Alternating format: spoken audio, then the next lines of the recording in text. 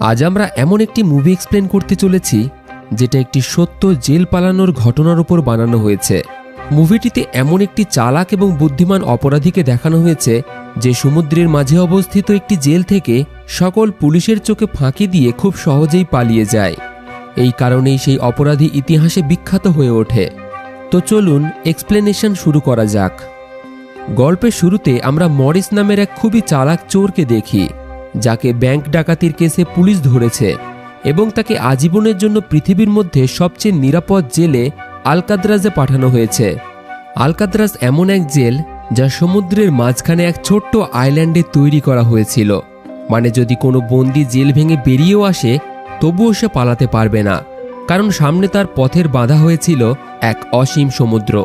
এই কারণেই এই জেলকে দুনিয়ার সবচেয়ে সুরক্ষিত জেল বলা হতো। এখানে শুধু বিশ্বের কুখ্যাত অপরাধীদেরকেই রাখা হতো, কিন্তু খুব শিগগিরই এই জেলের বিখ্যাত নাম এবং খ্যাতি মাটিতে মিশে যাবে, কারণ এখন এই জেলে প্রবেশ করেছে ফ্র্যাঙ্ক মরিস, এক চালাক চোর যে আগেও বহুবার জেল ভেঙে পালিয়েছে। তবে এবার মরিস একটু ঘাবড়েই যায়, কারণ এই জেলটা ছিল ভীষণ নিরাপদ। কিন্তু মরিসের কোনোভাবেই এখানে সারা জীবন কাটানোর ইচ্ছা ছিল না। সে যত তাড়াতাড়ি সম্ভব এখান থেকে পালাতে চাইছিল। জেলে ঢোকার সাথে সাথেই মরিস পালানোর পরিকল্পনা করতে শুরু করে। প্রথমে তাকে মাথা থেকে পা পর্যন্ত চেক করে এরপর তার সেলে বন্দি করা হয়। একজন গার্ড এসে তাকে বলে, ওয়েলকাম টু আলকাত্রাজ, এখান থেকে তুমি পালাতে পারবে না। এরপর থেকেই আসল কাহিনী শুরু হয়। কিছুক্ষণ পর হঠাৎ একটি ঘণ্টা বাজার সাথে সাথেই জেলখানার সব সেলের গেট খুলে যায়। অফিসাররা বন্দীদের বাইরে রাখেন। এই জেলের ডিসিপ্লিন ছিল অত্যন্ত কঠোর। বন্দীদের প্রতিদিন জেলখানা পরিষ্কার করার পর প্রত্যেককেই সময় মতো সেলে ফেরার নিয়ম মানতেই হতো এবং সকলকেই একই ধরনের ইউনিফর্ম পরতে হতো। সকলেই একই ধরনের ইউনিফর্ম পরে লাইনে দাঁড়িয়ে ব্রেকফাস্ট খেতে আসে। মরিসের টেবিলে লিটমাস নামের এক বন্দী বসেছিল। মরিস তাকে বলে, আমাকে তো কাঁটা চামচ দেয়নি, এখন আমি নুডলস খাবো কিভাবে? লিটমাস তাকে বলে, আরে এটা তোর বাড়ি নয়, যা পেয়েছিস চুপচাপ খেয়ে নেই, নইলে গার্ডেরা মারধর শুরু করবে। এই সময় উল্ফ নামের এক কারাগারের খতরনাক কয়েদি মরিসকে বিরক্ত করতে শুরু করে। উল্ফের উপর সবাই বিরক্ত ছিল, কারণ সে জেলের ভিতরে নিজের মতো করে দাদাগিরি চালাতো, আর তার বিরুদ্ধে ধর্ষণের অসংখ্য মামলা ছিল। এই কারাগারে তাদের মতোই অনেক ভয়ানক কয়েদিদের রাখা হয়েছিল। এখানে লিটমাস মরিসের কাছ থেকে একটু খাবার চায়, কিন্তু মরিস তাকে নিজের প্লেটই দিয়ে দেয়। তখন মরিস টেবিলের নিচে দিয়ে দেখে যে লিটমাস আসলে খাবারটা খাচ্ছে না, বরং সে তার একটি পোষ্য ইঁদুরকে খাওয়াচ্ছে। রাত হয়ে যায়। এক গার্ড মরিসকে নিয়ে যায় ওয়ার্ডেনের কাছে। ওয়ার্ডেন তাকে বলে, আমি জানি তুমি খুবই বুদ্ধিমান আর চালাক, কিন্তু তোমার চালাকি এখানে কাজ করবে না। তোমার মতো আরও অনেক চালাক অপরাধী এখানে এসেছে, কিন্তু কেউই এখান থেকে পালাতে পারেনি। এখানে বন্দীদের জন্য কঠোর নিয়ম আছে। 2 মাসে একবার কয়েদিদের প্রিয়জনেরা তাদের সাথে দেখা করতে পারে, সেটাও যদি আমার মুড ভালো থাকে। এই জেলের ওয়ার্ডেন খুবই কঠোর একজন মানুষ ছিলেন, যিনি সামান্য ভুলেও কঠিন শাস্তি দিতেন। তিনি মরিসকে সরাসরি জানিয়ে দেন এখান থেকে পালানোর চিন্তাও যেন সে না করে, নইলে তার টুকরো টুকরো করে এই সমুদ্রে শার্ক মাছেদের খাইয়ে দেওয়া হবে। মরিস এইসব শুনে শুধু এইটুকুই উত্তর দেয়, না স্যার, আপনি থাকতে কেউ কি পালানোর স্বপ্ন দেখতে পারে? কিন্তু আসলেই প্রথম দিন থেকেই মরিস পালানোর পরিকল্পনা শুরু করে দিয়েছিল। সেই সময় ওয়ার্ডেনের টেবিল থেকে সুযোগ বুঝে সে একটি ছোট্ট নেল কাটার চুরি করে। সেটা ছোট হলেও মরিস জানত আলকাদ্রাজের মতো জেল থেকে পালাতে এটি একদিন বড় কাজে লাগবে। সেলে ফেরার পর সে নেল কাটারটি বাইবেলের মধ্যে লুকিয়ে রাখে। পরের দিন বাথরুমে আবার উল্ফ নামের ওই কয়েদি তাকে বিরক্ত করে, কিন্তু এবার মরিস তাকে ছাড়েনি। সে উল্ফকে ধরে প্রচণ্ড মারধর করে। এরপর থেকেই মরিসকে জেলখানার বাকি সকল কয়েদিরা ভয় পেতে শুরু করে। কিছুদিন পর মরিসকে লাইব্রেরিতে কাজ দেওয়া হয়। সেখানে তার সঙ্গে পরিচয় হয় ইংলিশ নামের এক কয়েদির। ইংলিশ ছিল জেলের সিনিয়র একজন কয়েদি, যাকে 2টি খুনের কারণে আজীবনের সাজা দেওয়া হয়েছিল। সে জেলের প্রত্যেকটি কোণা ভালোভাবেই চিনত। সকালে মরিস আর উল্ফের লড়াইয়ের খবরও তার জানা ছিল। সে মরিসকে আজকের কাজ হিসেবে কিছু বই দেয়, যা তাকে সবার সেলে পৌঁছে দিতে হতো। কাজ শেষে সে জেলখানার খোলা একটি গ্রাউন্ডে যায়, যেখানে মরিসের পরিচয় হয় ডগ নামের এক আর্টিস্টের সঙ্গে। ডগ শান্ত এবং খুবই ভালো একজন মানুষ ছিল। বহু বছর ধরে সে এখানে বন্দী। তার নেশা ছিল ছবি আঁকা। ডগ তাকে বলে, আলকাদ্রাজের মতো জেলে যে কেউ পাগল হয়ে যেতে পারে, কিন্তু আমার ছবি আঁকার নেশাটিই আমাকে এখনো পর্যন্ত ঠিক রেখেছে। মরিস দেখে সে তার নিজের ছবি আঁকছে। সে তাকে জিজ্ঞাসা করে, তুমি ছবিতে ফুল আঁকলে কেন? তোমার শার্টে তো কিছুই নেই। ডগ উত্তর দেয়, এটাই আমার মনের খুশি, যা শুধু ছবিতেই আছে, মনের মধ্যে নেই। এরপর মরিস সেখানেই ইংলিশকে বসে থাকতে দেখে। সে তার কাছে যেতে গেলে প্রথমে ইংলিশের লোকেরা তাকে বাধা দেয়, তবে ইংলিশ ইশারায় তাকে ছেড়ে দিতে বলে। মরিস সরাসরি তার মনের কথা ইংলিশকে জানিয়ে দেয়। এখান থেকে পালাতে সে কি তাকে সাহায্য করবে? ইংলিশ তার কথা শুনে হেসে বলে, এটা শুধু একটা জেল নয়, এটা আমাদের কবর বলতে পারো। এখান থেকে বেরোতে হলে আগে আমাদের মরতে হবে। ধরো তুমি এই বড় বড় দেওয়ালগুলিকে পার করে গেলে এবং গার্ডেদের এড়িয়ে জেল থেকে বেরিয়েও গেলে, কিন্তু শেষে তোমাকে এই বিশাল সমুদ্র থামিয়ে দেবে। জলে রয়েছে হিংস্র শার্ক, তাই সময় নষ্ট আর করো না, নিজের সাজা কাটো, কমসে কম তুমি জীবিত তো থাকবে। কিন্তু মরিস নিজের সিদ্ধান্তে অটল ছিল। যেভাবেই হোক সে এই জেল থেকে পালাবেই। ওই রাতেই এক অফিসার তাকে জানায় যে কাল থেকে তাকে কার্পেন্টিংয়ের কাজ করতে হবে, যেখানে ঘন্টা প্রতি 50 সেন্ট করে টাকা দেওয়া হবে তাকে। মরিস তৎক্ষণাৎ রাজি হয়ে যায়, কারণ সে জানত ওখান থেকে সে এমন কোনো জিনিস পেতে পারে যা তাকে জেল থেকে পালাতে সাহায্য করতে পারে। পরদিন মরিস লিটমাসকে জিজ্ঞাসা করে, এখান থেকে পালানোর কোনো কি উপায় আছে? লিটমাস হেসে বলে, প্রতিটি সেলে একটা করে এয়ার ভেন্ট আছে, সেখান দিয়ে ছাদ পর্যন্ত পৌঁছানো সম্ভব। তখনই ডগ মরিসকে বলে, উলফ তার দিকেই আসছে। উলফ ছুরি দিয়ে মরিসের উপর আক্রমণ করে। মরিস কোটটি খুলে হাতে পেঁচিয়ে তার সঙ্গে লড়াই করতে শুরু করে, কিন্তু তখন এক গার্ড তাদেরকে থামাতে এলে উলফ গার্ডকে ছুরি মারে। এতে ওয়াচ টাওয়ারের ওপর থেকে একটি গার্ড গুলি চালায়, যার ফলে তারা থেমে যায়। মরিস তখন প্রথম দেখে যে ওয়াচ টাওয়ারেও একটি গার্ড আছে। গার্ডেরা মরিস আর উলফকে ধরে নিয়ে ডি ব্লকে নিয়ে যায়, যেটা একটি অন্ধকার সেল, যেখানে কয়েদিদের উপর ভয়ানক টর্চার করা হতো। সেই ডি ব্লকে কোনো কয়েদিরাই যেতে চাইতো না। যাওয়ার আগে উলফ তাকে ধমকি দিয়ে বলে যে তার হাতেই তাকে মরতে হবে। সেই রাতেই মরিসের উপর খুবই টর্চার করা হয় এবং 2 সপ্তাহ সেই সেলে বন্দি রাখার পর মরিসকে সাধারণ সেলে আনা হয়। ফিরে এসে সে লিটমাসের পোষা ইঁদুর দিয়ে পাঠানো একটি নোট পায়, যাতে লেখা ছিল, ওয়েলকাম ব্যাক মরিস।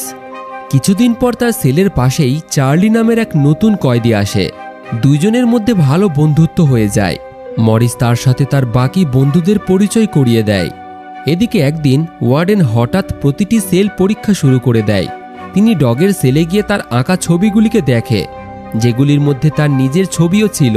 ওয়ার্ডেন সেটি দেখে খুবই খুশি হলেও পরের দিন সব ছবি তার সেল থেকে ফেলে দেওয়ার আদেশ দেয় এবং এই পদক্ষেপে ডগ ভিতর ভিতর অনেকটাই ভেঙে পড়ে, কারণ এটাই তার একমাত্র বেঁচে থাকার কারণ ছিল। মরিস তাকে বোঝানোর চেষ্টা করে সেগুলো শুধুমাত্র তার পেইন্টিংই ছিল, সে আরও পেইন্টিং বানাতে পারবে, এতে মন খারাপ করার কিছুই নেই। কিন্তু ডগের মন পুরোপুরি ভেঙে গেছিল। পরের দিন কার্পেন্টিংয়ের কাজে যাওয়ার আগে মরিস একটি গার্ডকে ডগের উপর নজর রাখতে বলে, যাতে সে নিজের কোনো ক্ষতি না করে দেয়। তবে গার্ড তার নিজের কাজ করতে বলে এবং এই কথায় খুব একটা গুরুত্ব দেয় না, যার ফলে কাজের সময় ডগ মরিসের পকেটে কিছু গোপন জিনিস ঢুকিয়ে দিয়ে তারপর হঠাৎই এক কুড়াল দিয়ে নিজের 3টি আঙুল কেটে ফেলে এবং চিৎকার করে বলে, যে আঙুলে আমি ছবি আঁকতে পারবো না সেগুলোর কোনো দরকারই নেই। গার্ডেরা তাকে সেখান থেকে নিয়ে যায়। মরিস লক্ষ্য করে যে ডগ তার কোটের পকেটে সেই ফুলটি ঢুকিয়ে দিয়েছে, যেটা সে ছবিতে এঁকেছিল। হয়তো সে বলতে চাইছিল তার আনন্দ, তার খুশি সবকিছুই কেড়ে নেওয়া হয়েছে। মরিস খুবই রেগে আঙুলগুলিকে একটি বাক্সের মধ্যে ঢুকিয়ে গার্ডকে দিয়ে বলে, এটা ওয়ার্ডেনকে দিয়ে দাও, সে ডগের অবস্থা দেখে হয়তো খুশি হবে। পরদিন মরিস তার সেলে বসেছিল। সে দেখে একটি তেলাপোকা এয়ার ভেন্টে ঢুকছে। সে আইডিয়া করতে পারে হয়তো এখান থেকে বেরোনোর এটা একটি রাস্তা হতে পারে। তখন ইংলিশ এসে তাকে জানায় ডগ মারা গেছে। সে আসলে নিজের আঙুলগুলো কেটেছিল এই কারণেই, কারণ তার ছবি আঁকার অনুমতি কেড়ে নেওয়া হয়েছিল। এটা শুনে মরিস খুবই রেগে যায়। পরের দিন ডাইনিং হলে ওয়ার্ডেন মরিসকে জিজ্ঞাসা করে সে ডগকে কেন এত সাপোর্ট করছে। মরিস তার কথা এড়িয়ে যায়, কোনো রকম উত্তর দেয় না। সেখানেই তার পরিচয় হয় 2 ভাইয়ের সাথে, জন ও ক্ল্যারেন্স। আসলে আগে তারা মরিসের গ্যাংয়েই ছিল এবং এর আগে অন্য একটি জেলে বন্দী ছিল। এখন তারা 3 জনেই একসাথে পালানোর প্ল্যান করতে শুরু করে। অন্যদিকে চার্লির স্ত্রী তার সাথে দেখা করতে আসে। এবং তাকে জানায় তার মা মারাত্মক অসুস্থ আর কিছু মাসই জীবিত থাকবেন। এটা শুনে সে খুবই দুঃখিত ছিল, তাই চার্লিও এখান থেকে বেরোতে চায়। সে মরিসকে জানায় যদি সে এখান থেকে পালানোর কোনো পরিকল্পনা করে তাহলে তাকেও যেন তার টিমে যুক্ত করে নেয়। পরদিন ডাইনিং টেবিলে মরিস, জন, ক্ল্যারেন্স এবং চার্লি এখান থেকে পালানোর মিটিং করতে শুরু করে। মরিস জানায় প্রতিটি সেলের এয়ারভেন্ট উপরে ছাদ পর্যন্ত পৌঁছায়, আর যেহেতু জেলখানাটি সমুদ্রের নোনা জলের মাঝে অবস্থিত, যার কারণে দেওয়ালগুলি অনেকটাই কমজোর হয়ে গেছে, তার কাছে জেলারের ওই নেল কাটারটি আছে। সেটি দিয়ে আস্তে আস্তে সে দেওয়ালে খোদাই করা শুরু করে দিয়েছে। এইভাবেই একটি ছোট্ট টানেল বানিয়ে যদি সে কোনোভাবে ছাদ পর্যন্ত পৌঁছে যায় তাহলে এখান থেকে পালানোর একটি প্ল্যান বানিয়ে ফেলতে পারবে।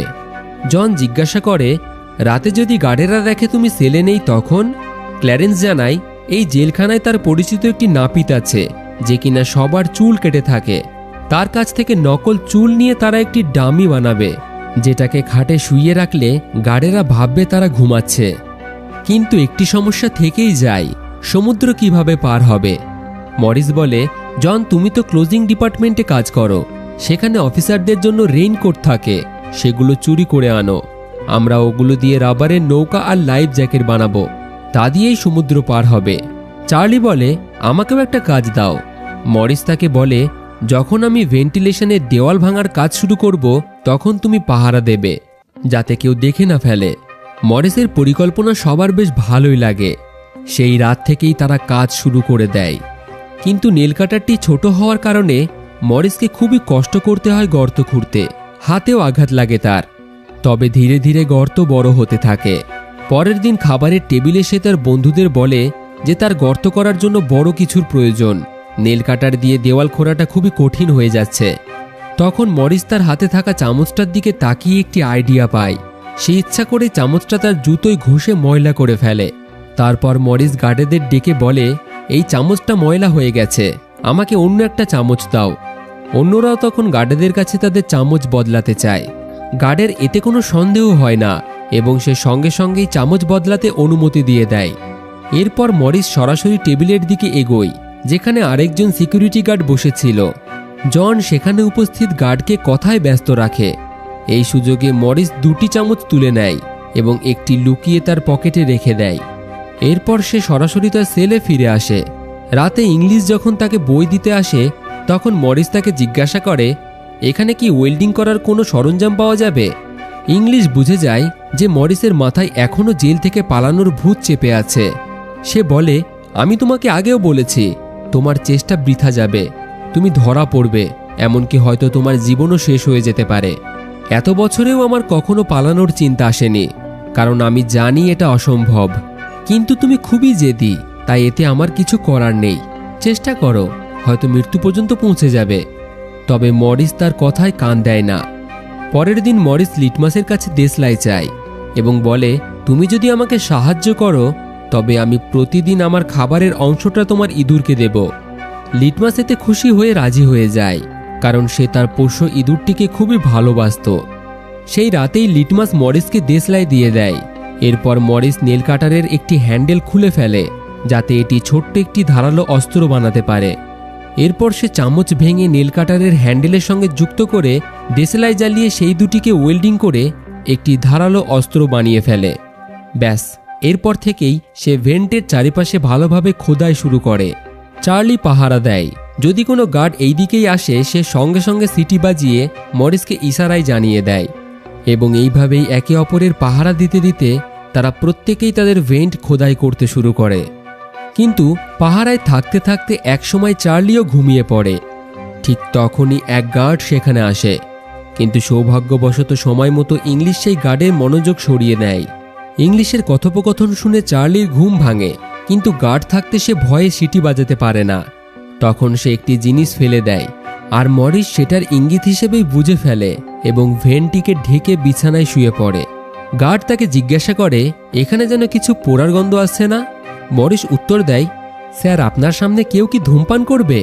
এমন সাহস কার আছে বলেন? আমি তো কোনো গন্ধই পাচ্ছি না। গার্ড তার কথা শুনে খুশি হয়ে ভাবে, যাক, অন্তত একজন তো তাকে ভয় পায়। গার্ড চলে যেতেই মরিস ভেন্টের চারিপাশে দেওয়ালটিকে খুঁড়ে ফেলে, কিন্তু সে দেখে যে ভেন্টের গ্রিলে স্ক্রু লাগানো আছে, যেটা কাটতে হলে ধারালো কিছু লাগবে, আর সেটা একমাত্র তাদের কার্পেন্টিংয়ের কাজের ওই ঘরেই পাওয়া যাবে। প্রতিদিন কাজে যাওয়ার সময় মরিস চালাকি করে ভেন্টের দেওয়ালের সিমেন্ট আস্তে আস্তে বাইরে ফেলে দিত, যাতে গার্ডেদের তাদের উপর সন্দেহ না হয়। পরের দিন কাজ করতে গিয়ে সে একটি মেটালের টুকরো তুলে নেয়, যেটা ছুরির মতো ধারালো ছিল। কিন্তু চার্লি তাকে বলে মেটাল ডিটেক্টর পার হয়ে এটাকে সে বাইরে কিভাবে নিয়ে যাবে। মরিস বেশ কনফিডেন্টের সঙ্গে তাকে বলে ওটা আমি সামলে নেব।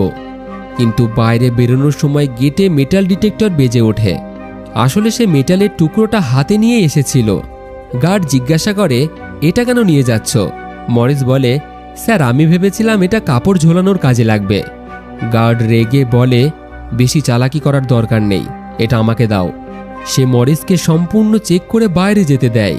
কিন্তু মরিস আসলেই হিরো ছিল। সে দুটি ধাতবের টুকরো চুরি করেছিল, একটি হাতে এনেছিল আর একটা জুতোর ভিতরে লুকিয়ে রেখেছিল। সেই ধারালো ধাতব টুকরো দিয়ে সে গ্রিল কেটে ফেলে। এখন তাদের দরকার ছিল গার্ডেদের বোকা বানানোর জন্য একটি নকল ডামি বানানোর জন্য তাদের কালারের প্রয়োজন ছিল।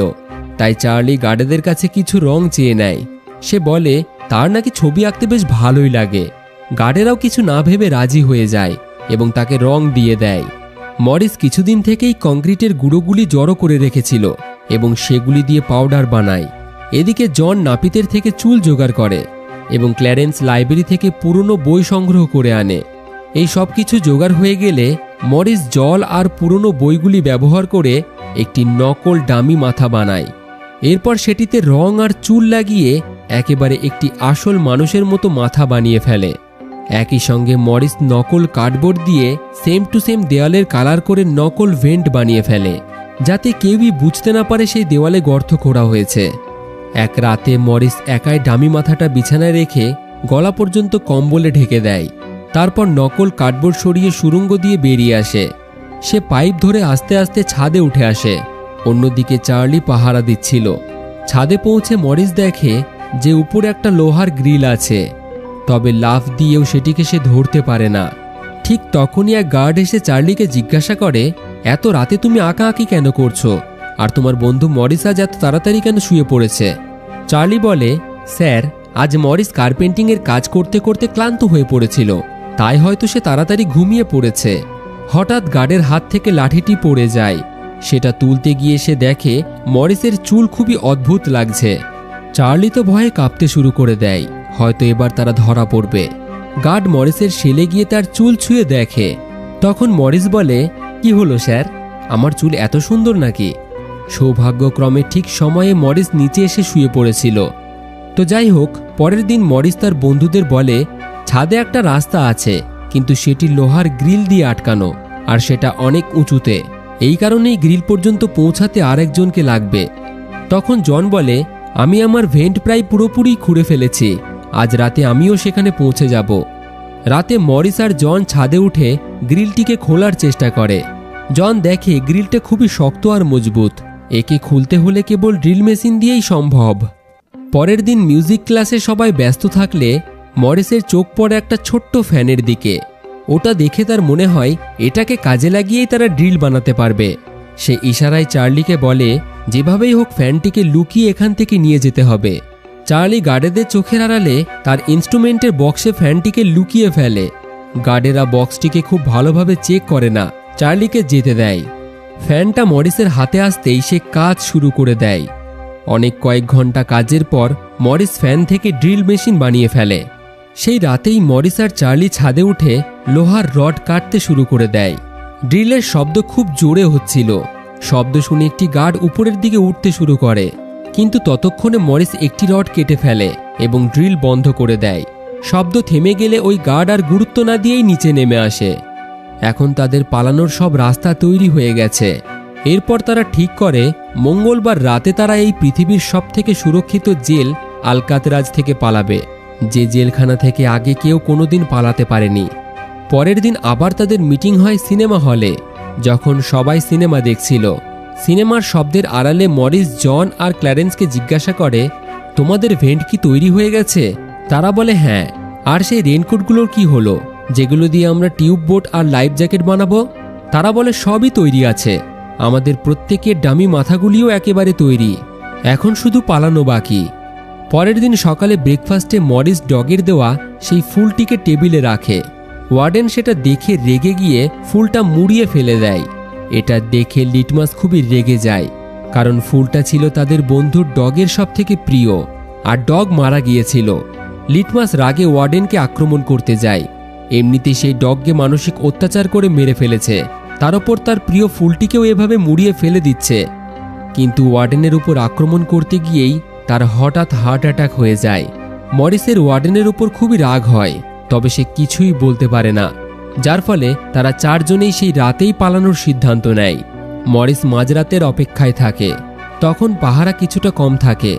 রাতে ইংলিশ যখন বই দেওয়ার জন্য তার সেলে আসে, মরিস তার সাথে হাত মিলিয়ে বলে, এটাই আমাদের শেষ দেখা। ইংলিশ বুঝতে পারে এখান থেকে পালানোর সে খুব ভালো একটা পরিকল্পনা হয়তো বানিয়ে ফেলেছে। হঠাৎই সেই রাতেই ওয়ার্ডেন তার সেল চেক করতে আসে। হয়তো ওয়ার্ডেন জেনে গেছে তারা এখান থেকে পালানোর প্ল্যান করছে। সে ভয় পেয়ে যায়। ওয়ার্ডেন প্রতিটি কোণ খুঁজে দেখে, কিন্তু মরিস কোনো সাধারণ কয়েদি ছিল না। সে এত নিখুঁত পরিকল্পনা করেছিল যে ওয়ার্ডেন কিছুই বুঝতে পারেনি। কার্ডবোর্ড দিয়ে সে এত সুন্দরভাবে ভেন্ট ঢেকে রেখেছিল যে কিছুই ধরতে পারে না ওয়ার্ডেন। অবশেষে সেখান থেকে বেরিয়ে গেলে গার্ড ওয়ার্ডেনকে জানায় সে রাতে শুনেছে মরিস এবং চার্লি সারা রাত কথা বলে, হয়তো কোনো পরিকল্পনা করছে তারা। এটা শুনে ওয়ার্ডেন বলে, পরের দিন মরিসের সেল পাল্টে দাও। পরদিন সকালের ব্রেকফাস্ট টেবিলে উলফ মরিসকে আবার হুমকি দেয়, আজ রাত তোমাদের শেষ রাত হবে। মরিস হেসে বলে, এই গাধা ঠিকই বলেছে, আজ রাত আমাদের শেষ রাতেই হবে। দুপুরে আবার উলফ তাকে ছুরি দিয়ে আঘাত করতে গেলে ইংলিশ এসে তাকে বাঁচায়, কারণ সেও মরিসকে সাহায্য করতে চাইছিল, কারণ এই প্ল্যান করতে সে অনেক কষ্ট করেছে। রাতে মরিস, জন, ক্ল্যারেন্স আর চার্লি তাদের ভেন্ট দিয়ে ছাদে যাওয়ার সিদ্ধান্ত নেয়। প্রথমে খাওয়ার টেবিলে চার্লি রাজি হয়েছিল, কিন্তু সেলে গিয়ে সে প্রচণ্ড ভয় পেতে শুরু করে এবং তার সিদ্ধান্ত বদলে নেয়। ফলে তিনজন একসঙ্গে ছাদে পৌঁছে অনেকক্ষণ চার্লির জন্য অপেক্ষা করার পরেও চার্লি সেখানে আসে না। তারা বুঝে যায় যে চার্লি আসবে না, তাই তাকে ছেড়ে তারা এগোয়। এদিকে চার্লি একা বসে আফসোস করে যে এই সুন্দর সুযোগ সে হাতছাড়া করেছে। অবশেষে সে সাহস করে ভেন্ট দিয়ে ছাদে উঠে আসে, কিন্তু তখন অনেক দেরি হয়ে গেছে। একা সে গ্রিল পর্যন্ত পৌঁছাতে পারবে না। অন্যদিকে তিনজন পাইপ ধরে নেমে যায় এবং গার্ডদের চোখে ফাঁকি দিয়ে শেষ দেওয়াল পার হয়। এরপর তারা দৌড়ে সমুদ্রের কিনারায় পৌঁছায়। তারা রেনকোট দিয়ে বানানো টিউববোটটিকে ফোলাতে শুরু করে। মুখ দিয়ে ফোলাতে অনেক সময় লাগে, কিন্তু তাদের কাছে আর কোনো উপায় নেই। অবশেষে তারা টিউববোট জলে নামায়। পৃথিবীর সবথেকে সুরক্ষিত জেল থেকে তারা পালিয়ে যায়। পরদিন সকালে গার্ডেরা সেল চেক করতে আসলে চার্লিকে তারা সেলে ভূতের মতো দাঁড়িয়ে থাকতে দেখে। মনে মনে সে নিজেকেই দোষ দিচ্ছিল, কাল রাতে যদি একটু সাহস করে এখান থেকে পালাতো, আজ সে এক স্বাধীন জীবনযাপন করত। গার্ড মরিসকে ডাকতে গিয়ে দেখে সেলের নকল মাথা সাজানো রয়েছে। সে একেবারে হতবম্ব হয়ে যায়। 3টি সেল থেকে 3টি কয়েদি পালিয়ে গেছে। পুরো জেলে তাদের পালানোর খবর ছড়াতেই হুড়োহুড়ি লেগে যায়। ওয়ার্ডেনের কাছেও খবর পৌঁছায়। ওয়ার্ডেন চারিদিকে দ্রুত তল্লাশি চালায়। সমুদ্রে সার্চ অপারেশন হয়, কিন্তু তাদের লাশও পাওয়া যায় না। ওয়ার্ডেন অবশেষে বুঝতে পারে যে তারা হয়তো বেঁচেই গেছে, কিন্তু চাকরি এবং সম্মান বাঁচাতে সে রিপোর্টে লিখতে বলে যে তারা জলে ডুবে মারা গেছে। কিন্তু ওয়ার্ডেন জানতো যে কেউই সেটা বিশ্বাস করবে না। উচ্চপদস্থ অফিসাররা ওয়ার্ডেনের উপর প্রচণ্ড রেগে যায়। যখন তারা পালিয়ে গেছিল তখন কি তুমি ঘুমাচ্ছিলে? এই জেল পালানোর পর থেকেই মরিস পুরো পৃথিবীতে এক বিখ্যাত জিনিয়াস চোর হিসেবে খ্যাতি পায়। এর 1 বছর পরেই আলকাদ্রাস জেল বন্ধ করে দেওয়া হয়, কারণ আর কেউই গ্যারান্টি দিতে পারছিল না যে এখান থেকে কেউ পালাতে পারবে না। এবং এখানেই এই সত্য ঘটনার উপর বানানো মুভিটি শেষ হয়ে যায়। তো বন্ধুরা, আজকের এই কাহিনী এবং মরিসের জেল পালানোর গল্পটি আপনাদের কেমন লাগলো অবশ্যই কমেন্টে আপনাদের মতামত জানাবেন। ভিডিওটি ভালো লাগলে একটি লাইক এবং বন্ধুদের সাথে শেয়ার করে দেবেন। আর এই রকম মুভি এক্সপ্লেন দেখার জন্য আমাদের চ্যানেলের সাথে জুড়ে থাকুন আর দেখতে থাকুন ফিল্মি গপ্প, the channel of movie lovers.